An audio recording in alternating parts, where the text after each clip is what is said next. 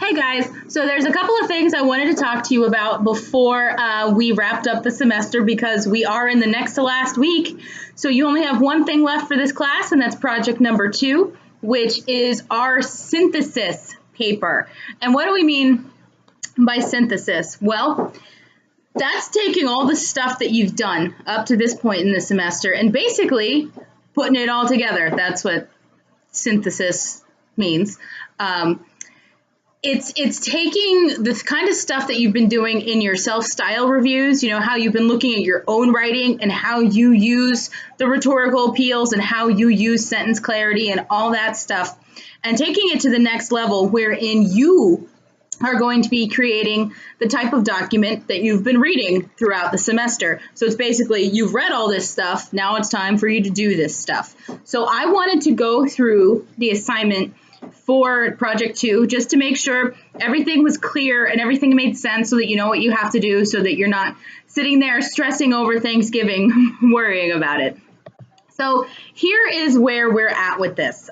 So your synthesis project paper is going to be 1,000 to 1,500 words, which in the grand scheme of things isn't all that much. You've written that much before. And there's a couple objectives that this assignment has. And it's all stuff that we've touched on throughout the semester. So you have to understand arguments and use different perspectives on those arguments to make your own.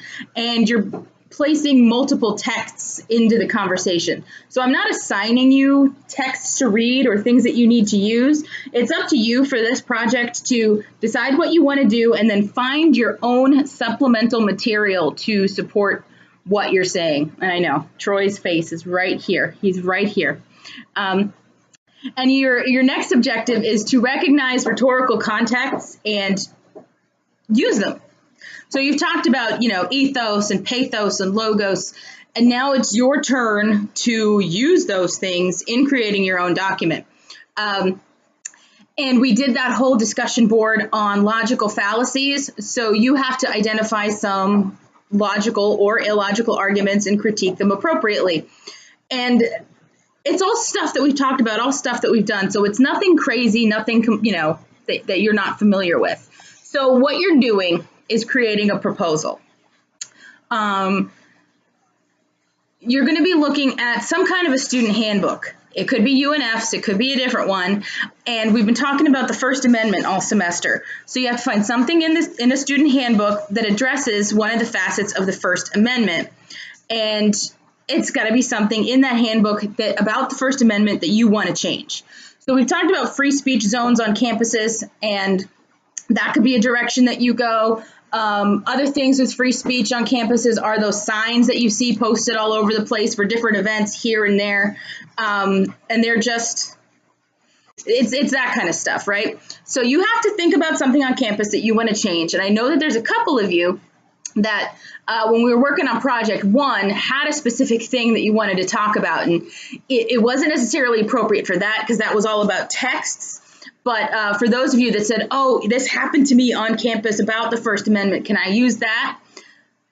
You can use it here, okay?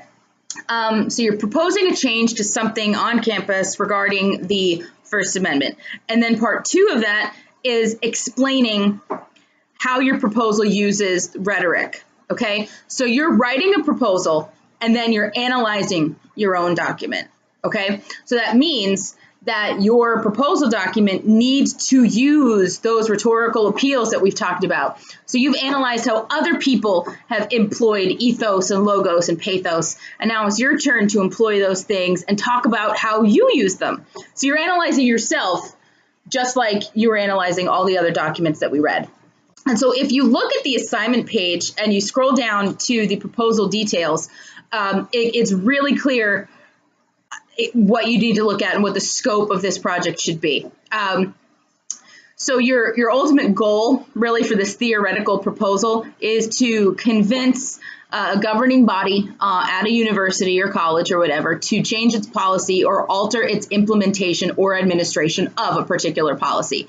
So you need to do research and find background information to A, figure out who your audience is for something like this. The audience for this proposal is not me. right? Your theoretical audience for this proposal is the group of people that can affect the change that you want to make.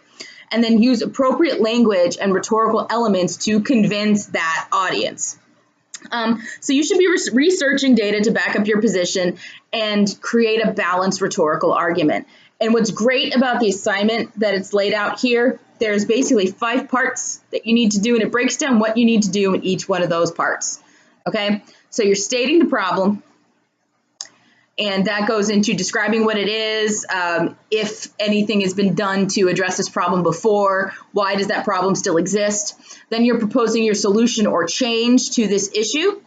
And then you're discussing the benefits of the change that you want.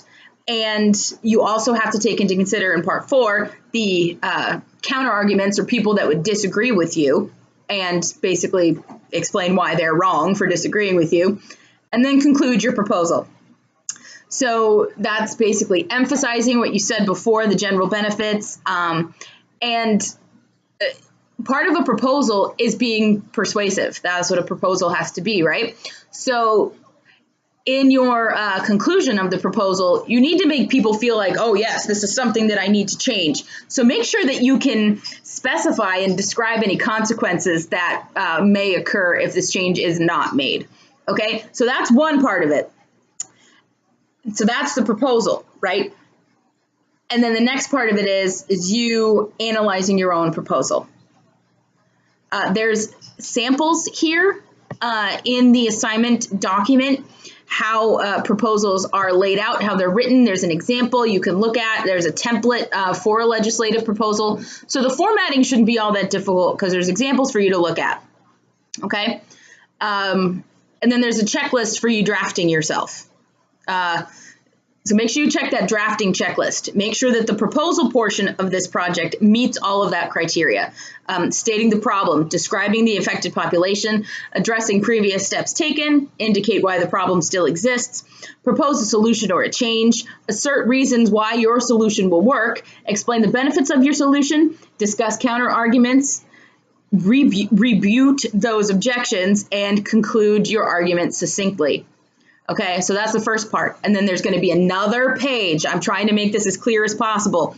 So this is a 2-part project, okay? So the proposal is what's all broken down in this assignment. And then the explanation should be about a page long. Explain how you use those rhetorical appeals. Okay, so it's just like your self-style review, where in those cases, you were taking an excerpt of something you did in the past and analyzing it. In this case, you're taking something you're doing right now and then tacking on a page at the end describing how you use the rhetorical appeals. Hopefully that makes sense. If you have any questions about this project at all, feel free to email me because it is worth 100 points for your grade, and I want to make sure that everybody understands what they're supposed to do. You know, I don't want to be, I don't want to have to basically give you half credit if you forget the explanation part. Okay, so make sure you're doing everything that the assignment is asking you to do. So there's that.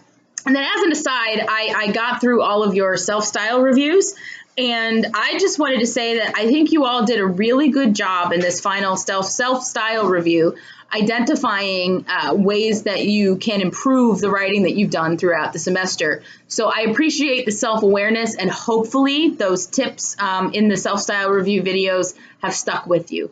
So with that, I want to wish everybody a very happy Thanksgiving. Good luck with this last project. And it's been a joy reading everything from you guys throughout the semester. I'm not being facetious when I say that. It has been a joy, and I've enjoyed getting to know all of you virtually. And I hope one day we can meet each other in person if you want to. I'm not being weird. All right, guys, have a great Thanksgiving, and I will look forward to getting your projects when they are due on the 30th. Thank you.